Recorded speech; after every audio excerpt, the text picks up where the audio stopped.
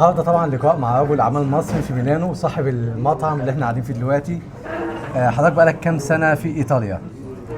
أنا إن شاء الله بسم الله الرحمن الرحيم. الأول كل سنة وانتم طيبين ورمضان كريم.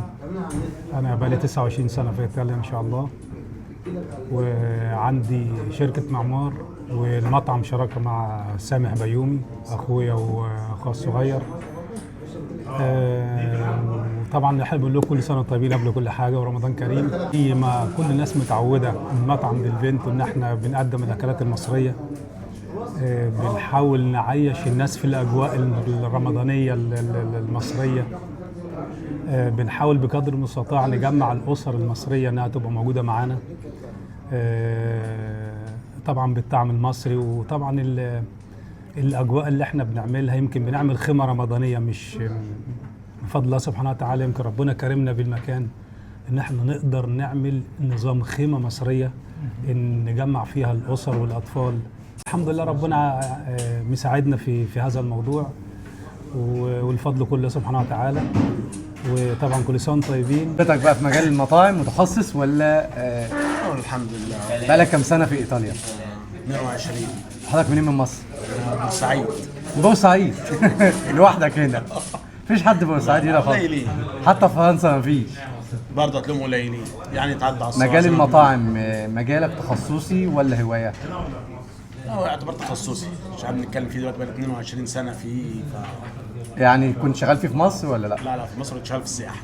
تمام. وجيت هنا فتحت اول ما جيت فتحت مطعم ولا اشتغلت ايه بقى اول ما جيت؟ اشتغلت برضه في مطعم واثنين وثلاثه، ونظام بقى كاترينج في ملعب الكوره والكلام من ده. تمام. الحمد لله. ودلوقتي بعد فتره فتحنا المحل هنا انا والحاج محمد، والحمد لله. إيه الحاج محمد منين؟ أنا مش شرقية. من الشرقية وبورسعيد. الشراكة هي أكتر حاجة في الدنيا ممكن تخسر البيزنس، الشراكة اللي بينكم. إزاي قادرين تديروها؟ بقالكم كام سنة شراكة؟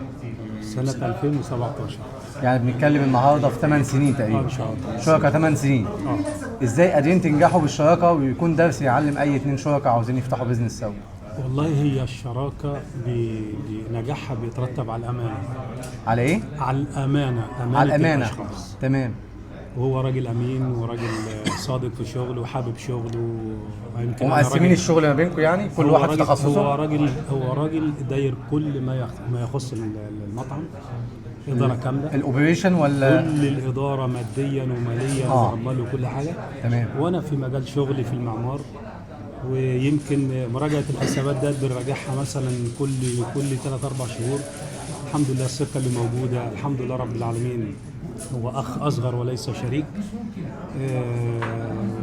وهو حاسس بكده وعارف بكده كويس إن إحنا بينا وبين بعض أمانة، ما بنمسكش ورقة وقلم لبعض خالص. عرفتي امبارح، يعني بنتكلم في 20 سنه نعرف بعض. يعني بعدين يعني يمكن عمرنا ما قعدنا على الترابيزه واتحاسبنا من فضل الله سبحانه وتعالى. اللي هو بقول عليه فدي مصداقيه، وانا واثق في امكانياته، والحمد لله رب العالمين. ربنا يديم المعروف بينا وبين بعض.